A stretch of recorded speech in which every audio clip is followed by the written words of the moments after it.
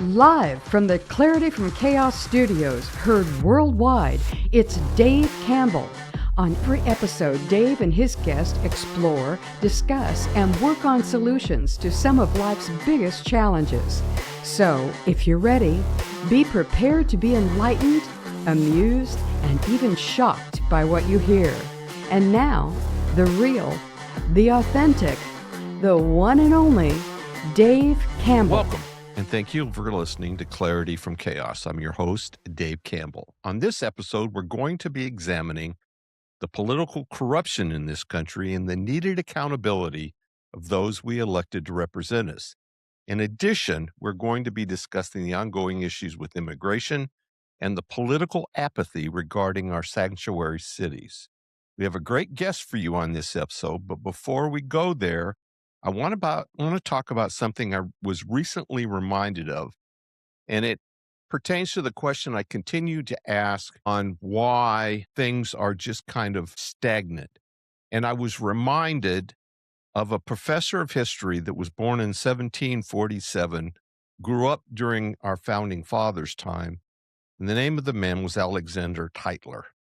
And he came up with what he termed the Tytler cycle of civilization, which describes a pattern in which societies progress through stages: bondage, spiritual faith, great courage, liberty, abundance, selfishness, complacency, apathy, and dependence, and eventually circling back to returning to bondage.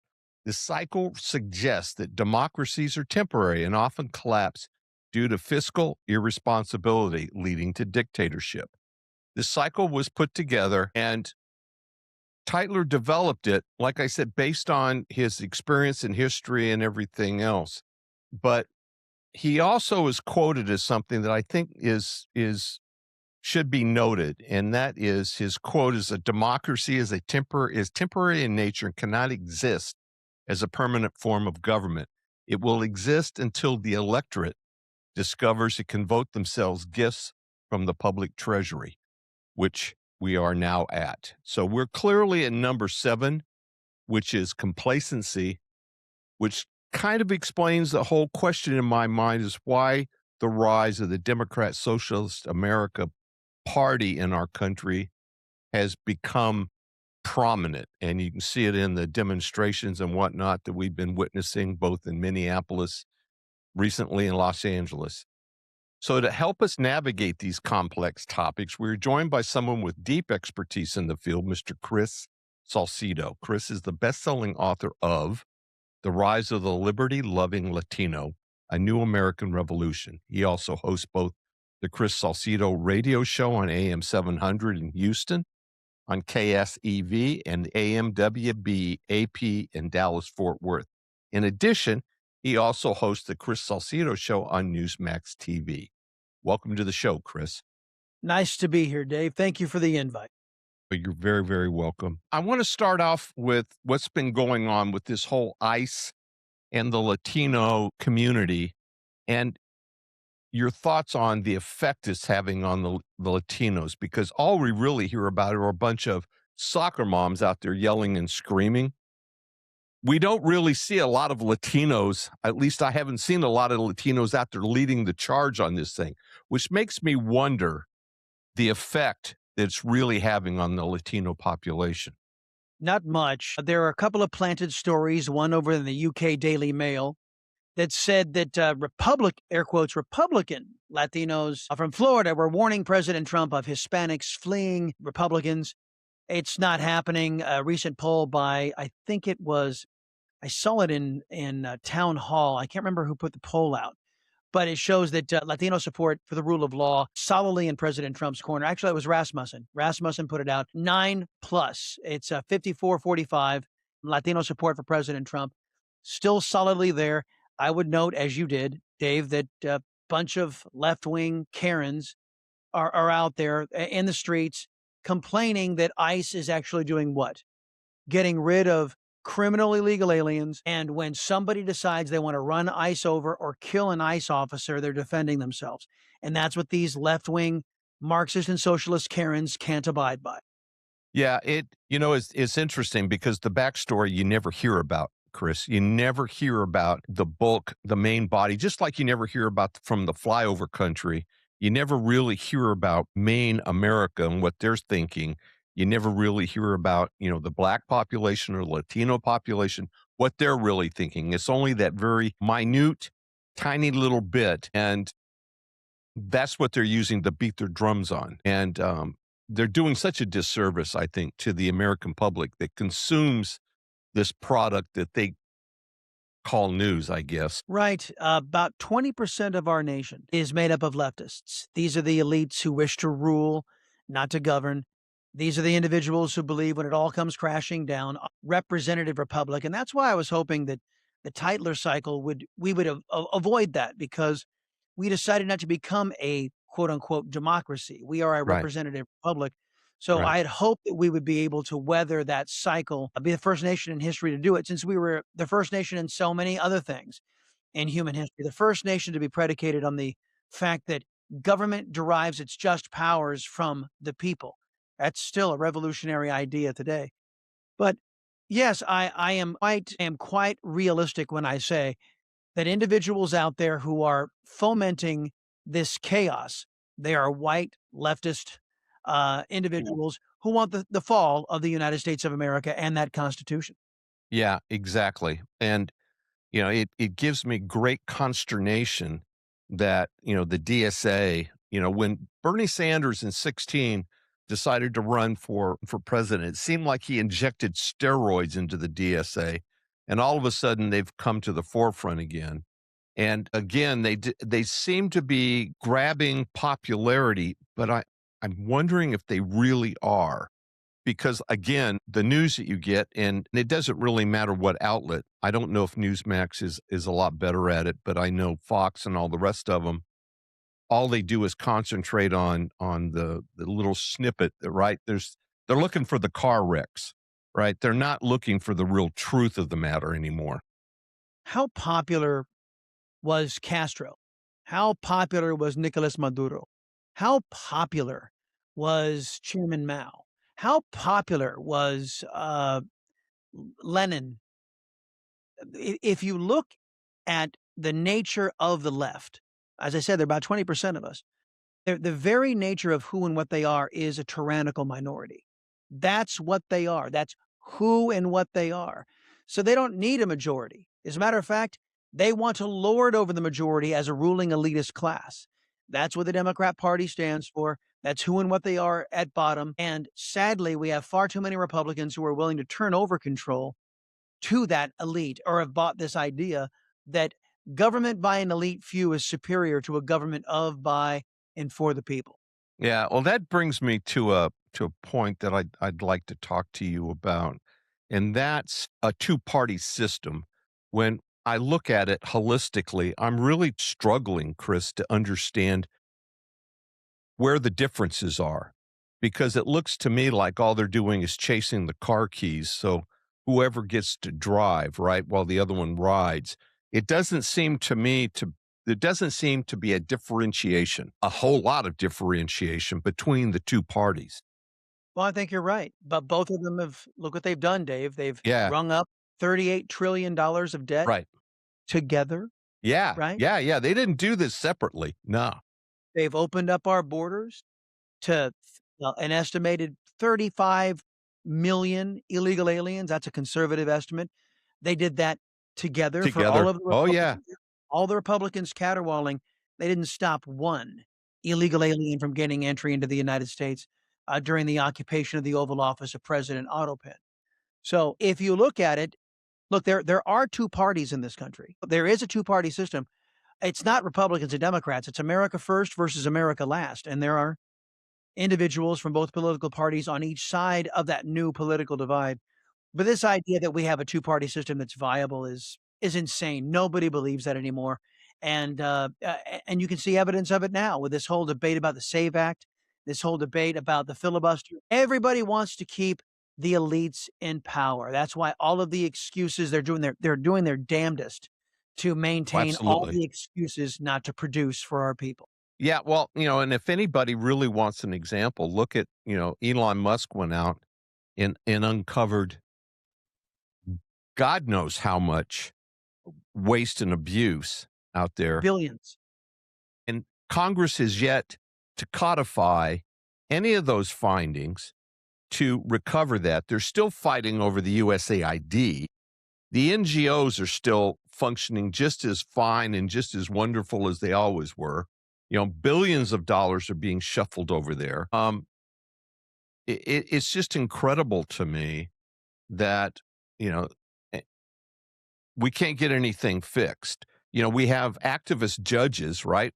Congress has the ability to oversee the federal judicial, and they do nothing except bitch and complain about activist judges. I have yet to see any kind of impeachment proceedings come forward to actually call them to account.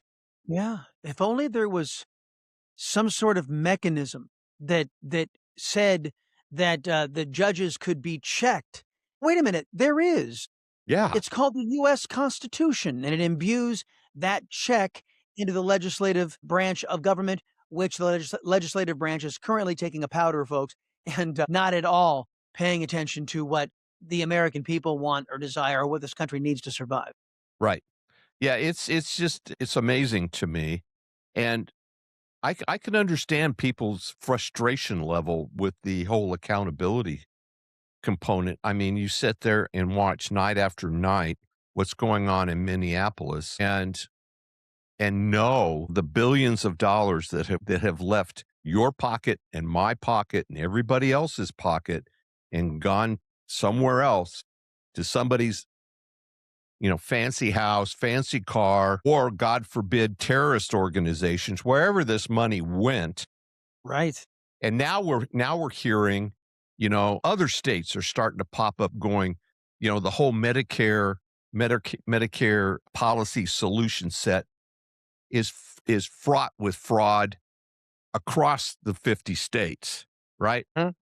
Yep. So what in the hell are these people doing? I mean, we try to elect these people in good faith. We expect them to have a modicum amount of integrity and competence, but that doesn't seem to be the case. No, Kevin O'Leary sat there on CNN fake news the other day and said, and just marveled at all the waste, fraud, and abuse. Just because you're from Somalia, folks, doesn't mean you're a crook. But the reason why people from Somalia can be crooks is because crooks in government allowed it. They took away all the safeguards for the taxpayers. The billions and billions and billions of dollars you just heard Dave making allusion to. The reason why nobody cares about all that is because that's your money, right? That's your money that you were forced to fork over. The government just says, "Oh well, you know what? That's been flushed down the toilet. We'll just go back to the American people for more. They work for us, don't you know?" And there is that mentality, I'm sad to say, dominates Washington, D.C., that they are a government with a people and not the other way around. And that's what used to separate us from the other nations on planet Earth. Sadly, because of this America Last coalition that is up there on Capitol Hill that seems to dominate these days. I think Kevin O'Leary is right. Why aren't Americans, and this is where we have culpability, Oh, yeah. why aren't Americans saying, I want my money back? Why aren't Americans, why isn't that a mantra across the fruited plain? I want my money back. We just had evidence of billions, hundreds of billions of dollars across several states being wasted on fraud and padding the pockets of people who are undeserving, while those who are in true need are getting left behind. Where is the outrage? And frankly, I think that's Mr. Teitler had it right. The apathy of our society will kill us. Yeah. Well, if you look at his cycle, he predicted that democracies, and to your point, we're not a democracy, we're a representative republic.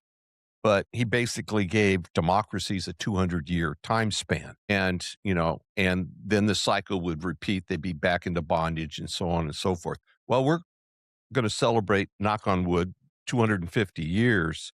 So, we've pushed the envelope a little bit. Right. But right. if you start to look around, I don't know how much more the envelope's going to get pushed, Chris. Our foundational principles allow that to happen. We're 250 years and praise God, counting. So the foundational principles of our people, which by the way, Mitch McConnell has teamed up with Democrats and Marxists of all kinds and other of his Republican ilk have teamed up to beat this out of us. Remember, before Trump walked down that escalator and said the equivalent of, we want our money back, he said, no more illegal immigration, right? He came down that elevator. Nobody else was talking about it. That wasn't an issue in the 2016 campaign. The Republicans had beaten that out of us saying, hey, you know what? This is just your lot in life as an American. You must go to work and pay for any Tom, Dick, and Harry that we allow as their government to let into this country, whether it's by hook or by crook. And Trump said no.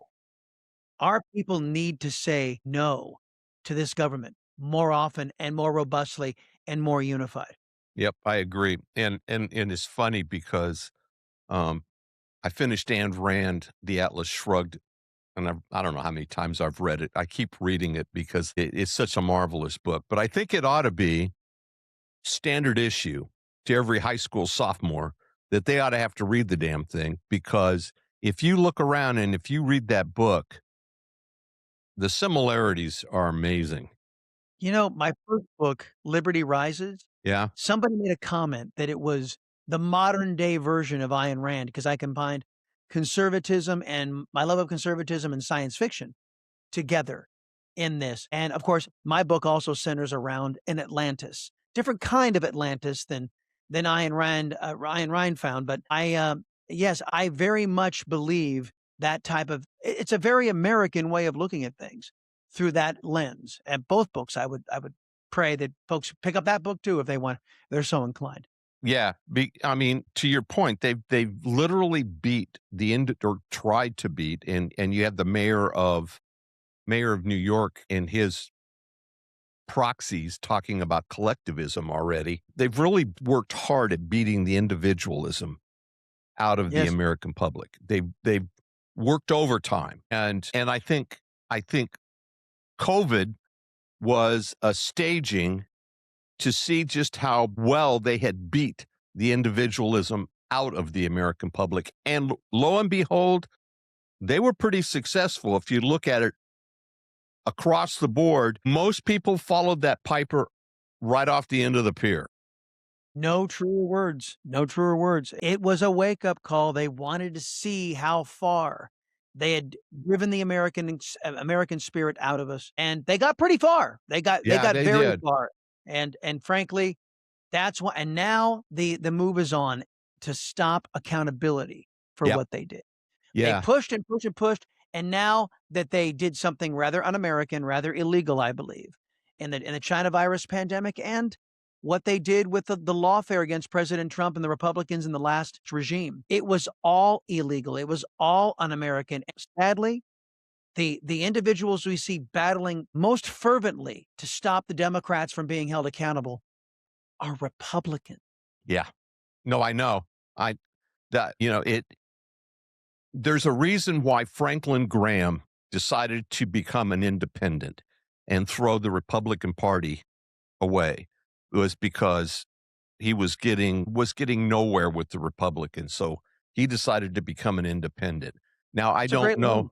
Huh? That's a Huh? great line. That's a great line you just came up with. The Republican Party going nowhere. Yeah, That's precisely what they do. That describes them. Without Trump, what is the Republican Party? precisely. If you yeah, A minority party in perpetuity. yeah, exactly. If you didn't have his persona, this whole thing we've been fortunate to realize is all predicated on Trump's persona. Every And you know damn what, bit of Dave? You know what else? The Democrats. The Democrats don't have majority support either. They're almost bankrupt. And the Republicans, whenever they see the Democrats melting down, it's the damnedest thing I've ever seen. They see the Democrats melting down and losing their shirts. Nobody can believe them. They believe that little Johnny can be little Susie can be little Johnny, that men belong in women's sports. They believe that men can have babies, that men can have babies, really. And they believe all this nutty stuff, do all this violence, 2 assassination attempts against President Trump, Charlie Kirk is dead now because of these left-wingers. They do all of this stuff. And the Democrats are imploding, and the Republicans always say, wait, wait, wait, wait, hold my beer. Yeah, exactly. Exactly. That's precisely. You mentioned the word accountability a second ago, and I kind of want to go there because, the DOJ has, we witnessed in at last count, I don't know how many people lost their lives to the illegals getting commercial driver's licenses. And they basically recognized that there was something like 17,000 CDLs issued out there. So God only knows how many 18-wheelers out there are being driven as we speak at 70, 80 miles an hour down the interstates with people that don't even know how to read English. But yet I have yet to see the DOJ hold any of these trucking companies accountable for hiring these people. Now, they're gonna take a step back and they're gonna say, well, he had an official CDL. And I'm gonna say, well, you're telling me that that was the only bar that they had to walk underneath? They didn't have to fill out documentation or anything else, be able to read, be able to speak English, any of that stuff? All they had to have was an official California CDL and they were good to go. Now, Was it official? huh? Was it official? I have no idea, Chris. That's the I don't question I know. would ask. You see, there's something called Real ID. It's a law that was passed after 9/11. Right. And that George W. Bush signed into law. We are all required, all states are required to comply with Real ID criteria. The state of California was issuing CDLs to illegal aliens that they knew were in the country illegally who didn't have the proper safety training. They were issuing them legitimate IDs, even though they were required to, through Real ID, to verify who they were. That the city of New York, I believe, was issuing IDs that said on the name line, no name given. Right. Yeah, No exactly. name given. Exactly. These IDs were illegitimate. They had violated federal law. They broke federal law. And I'm not so much interested in throwing these trucking companies in jail for hiring an illegal alien who walked in the door with an official driver's license. Why don't we throw officials in California in jail Yeah, and exactly. officials in New York in jail? You see, this is the problem. Government never wants to punish government, no matter how many people it kills, no matter how many times it betrays us, Dave. There are, and these are Republicans saying, well, we wouldn't want to put a Democrat socialist in jail for being responsible for killing individuals on the roadway. That mentality has got to end. And if it's not the Republican Party, then we better find one fast. Yeah. Yeah, we need to collectively put our heads together and do something because and I don't know that we need to do a third party, but what I do think we need to do, Chris, is come up with a third party that's got enough support like RFK Jr. did that can supply some leverage to change the paradigm, if you would, one or the other, right? Dave, I'd be happy with the second party, wouldn't you? Yeah. I mean, but before we go to the third party, can't we have a second party? I mean, because right now we don't have one. Right now we have the uniparty that seems to be working for the political class of this country, and a political class that seems hell-bent on declaring war on us. Right. Well, yeah, I agree. And they're declaring war on Christianity and everything else, Yes. everything else Marxist. And one of my pet peeves as a Christian is the fact that the church hasn't put its big boy pants on and decided to start talking from the pulpit, and they continue to shy away from it. I think they're doing a disservice to their congregation, and I think they're doing a disservice to the country by taking that stance. I think they're doing a disservice to God Almighty. Do you think that and again, I'm a devout Catholic, and I'm trying to give Pope Leo the benefit of the doubt and trying to give him as much room. But look, let's all be honest. Pope Francis was a Marxist-loving individual who tried to warp Catholicism to fit a Marxist ideology, and it doesn't work. Doesn't There's work. only one God. There is only one God. Right. Frankly, I grew to resent the late Pope. I pray for his soul. but I grew to resent what he was doing to the faith, that our faith should transcend these earthly politics. We should have Yeah. our eyes toward heaven. And frankly, folks, God does not sit there and say, well, you know what? Allowing criminal illegal aliens into your No. country to ravage and harm your people, that's how you show you love God. I don't think so. No, I don't think so either. And quite frankly, I think what we just agreed to is backed up by biblical reference. Yes. It's insane. It's insane to do what they're doing to the young children of this country just because Billy wants to play with a Barbie doll when he's 6 years old. It's insane that they're what they're doing. And the fact that they somehow or another think that they've got the moral high ground with all of that transgender crap is beyond me. Well, we wrote about that extensively in The Rise of the Liberty Loving Latino, a New American Revolution. As I mentioned to you, that Latinos were being confronted with the Democrat Party that said, oh, yeah, men can have babies. And if you say anything differently, then we're going to cancel you. They also said that your beautiful Spanish language, Dave, the beautiful Latino, Latin influenced the Latin Romance languages, that we had to change it, that we could no longer be Latinos for men, Latinas for females. They wanted to start calling us Latinx because, Criminy. yes, because the Spanish language must defer to Democrat politics, and we can't have feminine masculine because those are just patriarchal or oppressive concepts, yada, yada, yada, whatever the heck. And Latinos said, you got to be out of your mind. And thank God. And we wrote about this in the book. Thank God the Latinos had a place to go to. If it was Mitch McConnell or John Cornyn or Paul Ryan that was heading the Republican Party, Latinos would have just kept walking. Thank God it was President Trump there. Yeah. Yeah. No, I agree. And that kind of brings me to another point, Chris. Without Trump's personality, I worry because I don't see anybody coming to the front with even a part of that personality. Now, maybe I'm short-sighted with Rubio and maybe Vance, but um, I still have images in my head of Trump standing up after the incident in Butler and holding his fist up in the air, yelling, right? I don't I I just don't see any of them doing that.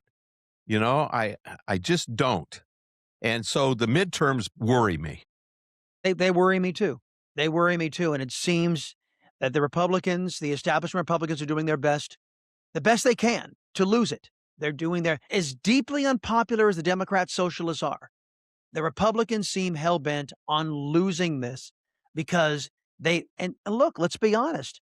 The midterms are base elections. If you can't turn out your base, you already know the Democrats are fired up to keep breaking the law, and they don't like law and order, and they don't like the fact that America's economy is surging, that we're getting back to being America again. They don't like it. But what the Republicans are showing their base is, well, we've got to be deferential. We don't want to, you might do something Yeah. crazy and kick them off. It's like, you might do something crazy. What do you think they're doing right now? Yeah, exactly. We don't want to make them do something rash. Have you seen what they're doing in the streets of Minnesota right now and other places where left-wingers dominate? Look, I'm worried too, but I also don't think it's fair to couch Trump as just personality. I mean, yes, he has a dominant personality, an No, alpha male mentality, but his policies are right. no, Let's no, I agree. Yeah. But I think his forceful personality is what enables him to drive those well thought out policies. Well, yeah. And then I saw him take apart Caitlin Collins today at CNN. Yeah. It was a thing of beauty. It was Yeah, I was He goes, exactly. you really are one of the worst politicians or journalists out there. You really do. Because, I've known, how many years have I known you? You never smile, he said to Caitlin Collins. And he goes, you know why you don't smile? Because he goes, you know everything you say isn't true. Is bullshit. Yeah, I Yeah. know. Exactly.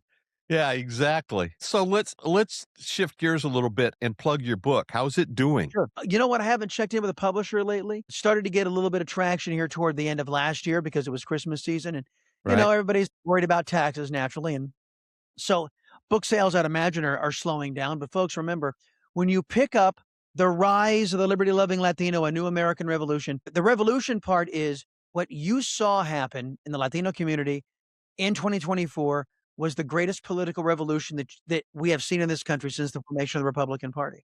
And when you pick up one of those books, you go to Amazon and you type in The Rise, the Liberty Loving Latino, you will enable an angel to get his or her wings. So it's that powerful, folks. Just pick up one of those books at Amazon and do your part for King and Country and God Almighty for me. Yep. Thank you. Well, for those that are listening out there, we've been talking to Mr. Chris Salcedo, and as he just mentioned, his new book, The Rise of the Liberty Loving Latinos, out there. And where can they find it? Just at Amazon and all the book dealers out there? Yeah. I had a couple of people tell me that they've requested that the book be sent to their libraries, and they complied, which is you folks do that all day long. And yes, Amazon is probably the easiest place to pick up a copy. And there's an audiobook, so if you want to hear there you go. You dulcet can listen to it tones on of the way to work. Exactly, your liberty loving Latino taking you to work, then go ahead and do that as well. Exactly. Well, I want to thank you, Chris, and I want to thank everybody out there listening. But before we conclude, I would like to share a scripture with you. And this is from Proverbs 27:17. And it is, as iron sharpens iron, so one person sharpens another. Not everyone sharpens you, some only drain you. That's why God removes the wrong ones and replaces them with the right ones. He knows what you can't see. He hears what you don't hear, and he will connect to you the voices that lift you higher. Again, Chris, it's been an absolute pleasure, sir, and I really appreciate you taking the time. Amen. Thank you, Dave. Thank you. Thank you for listening. If you would like to listen to more Clarity from Chaos shows on demand, go to clarityfromchaos.buzzsprout.com or send Dave an email at info@clarityfromchaos.com for information on previous shows. You can also listen to the show on Apple Podcast, Spotify, Twitter, or Google Podcast. Until next time, please remember, it's not about waiting for the storm to pass. It's about learning to dance in the rain. Be well, everyone.